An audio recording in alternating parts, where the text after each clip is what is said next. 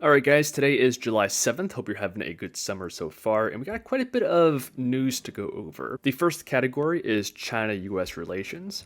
This is something that we all need to be paying very close attention to. Treasury Secretary Yellen is currently visiting China, having some pretty impactful meetings, and we have news to digest from this event. In addition to that, we have US economic news. So the jobs report for June was just released, and the US economy added 209,000 jobs. And the impact of this goes way beyond just the job market and affects things like inflation and what the Fed is potentially going to do. And then finally, we have drama. And the drama this week is from a new app from Meta called Threads. And this is a direct, essentially copycat of Twitter. And it managed to achieve more than 30 million downloads in the first 16 hours. So we have quite a bit of news to cover in this video. Let's get right into it. So beginning with the most impactful section, US-China relations. Treasury Secretary Yellen is currently on a trip to China, meeting with both government officials and business leaders in the country. The main goal of this visit is to help smoothen out the relationship, ease tensions, and this is the news that we're getting so far out of this meeting. So Yellen says she's concerned about China's new export controls in her first public remarks in Beijing. We have a nice summary here generated by artificial intelligence. So Yellen appeals to China for improved economic cooperation and regular communication between the US and China. Another key point there. Yellen defends targeted actions such as curbs on Chinese access to advanced technology, while emphasizing the need for a fair set of rules and healthy economic competition. I'll talk more about this in a second, but you guys know that over the past couple of months, the US has been implementing restrictions on the kind of technology, mostly semiconductors, that China can buy from our Western allies. So she's defending that action while still encouraging healthy economic competition. Chinese leaders express optimism for improved conditions, but give no indication of potential policy changes. They're calling on the US to make the first move to create a favorable environment for economic and trade relations. Okay, so essentially they're saying, the US and China, that they want to work together and cooperate and have healthy economic competition, but in practice, Yellen is defending the restrictions the US put in place, and China isn't backing down either. One of these bills that the US put in place recently is the CHIPS and Science Act. Its goal is to lower costs, create jobs, strengthen supply chains, and counter China. And this final point of countering China mostly entails heavy government subsidies to entice chip-making companies away from, say, China and into the US. And this is essentially the whole reason why TSMC is currently producing 2 massive fabs in Arizona.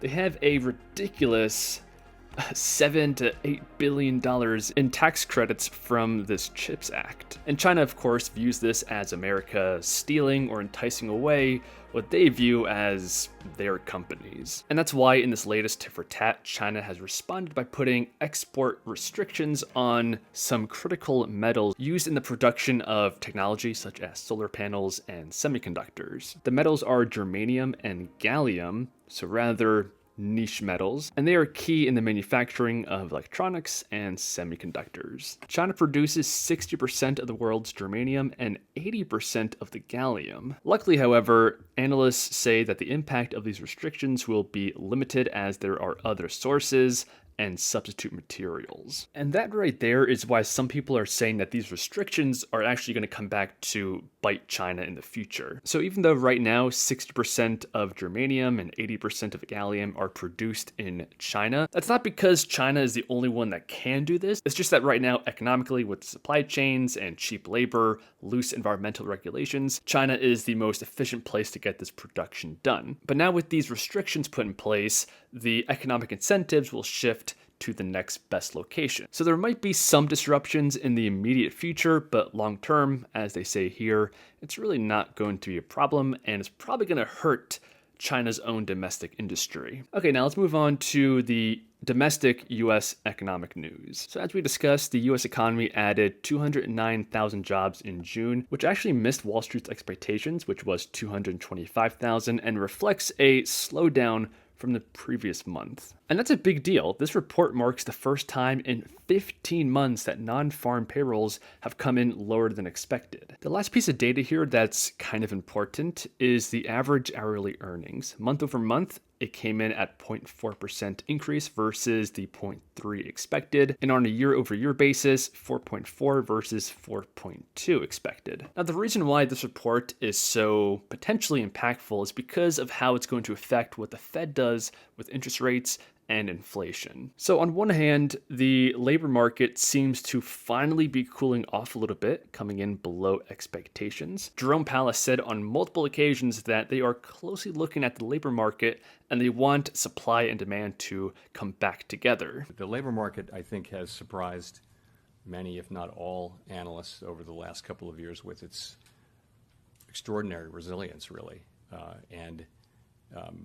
It's just remarkable. But this second point on the faster than expected increase in hourly wages is a little bit concerning if you're afraid of a wage price spiral. That's when, in response to high levels of inflation, wages also go up. And then because people make more money, prices continue to go up, wages then have to go up, and so on and so on. So we have to wait and see what the Fed is going to do in response to this and other data. Their next meeting is in 18 days, 23 hours, 17 minutes, and 19 seconds. And the current betting probability is a 92.4% chance of a 25 basis point rate increase. And the final piece of news today is, of course, Threads, the new app from Instagram, or Meta, the parent company, which is a direct competitor, essentially a copycat of Twitter. And Meta did this largely because they see an opportunity that advertisers will prefer Mark Zuckerberg and his platform over the chaotic platform that is Twitter under Elon Musk. So Meta smells blood in the water, they're swooping in and trying to take market share away from Twitter. In less than a day,